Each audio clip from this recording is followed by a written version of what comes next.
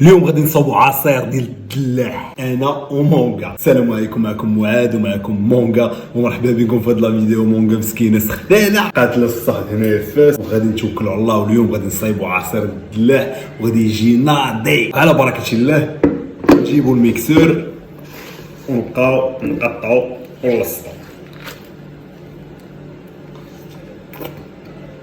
حلوه ذوق مونغا منها، ولكن خافش منها. صافي غادي نبقاو دابا نقطعوا في الطروف ديال الدلاح ونديروا في الميكسور هذيك، وغادي نديروا واحد المكونات اخرى اللي مزيانه حتى هي. ايوا يا رجعت عندي الحبيبه مونغا، غادي نبقاو نقطعوا ونديروا في الميكسور.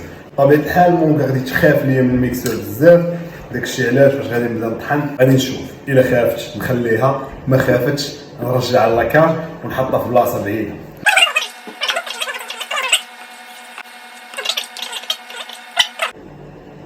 هاكي بردي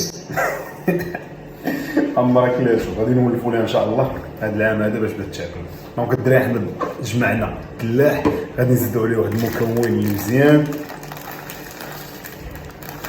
اللي هو الشوفان، ونزيدوا شي شويه ديال الزبيب.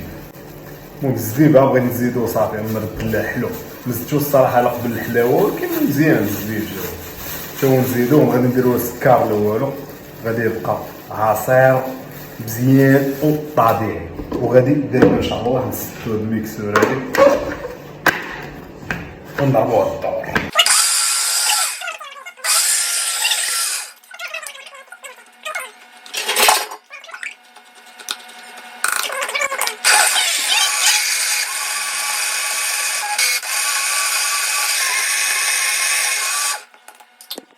وصافي كان هذا هو العصير ديالنا، جا بحال رايبين وفيه نقاط كحلين وشويه نقاط بيضين. ما غاديش نصفيه حيت هذوك العظومه مهمين بزاف. ودابا اللي طاب لك عجبني بزاف، ما يمكنش الدراري شحال بنين وناضي. تهلاو في راسكم، تشوفوا الفيديو الجاي. انت خصك شي عومه. ايوا جي ندوشو الحبيبه ان شاء الله فيها.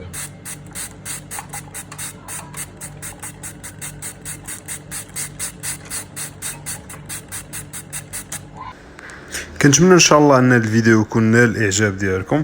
كيف ما كتعرفوا الدراري ان المحتوى ديالنا هو عباره عن اي حاجه كتخلق السعاده، واي حاجه كتخلي الحياه ديالي سعيده ومزيانه، واي حاجه كتفرحني وكترفه عليا.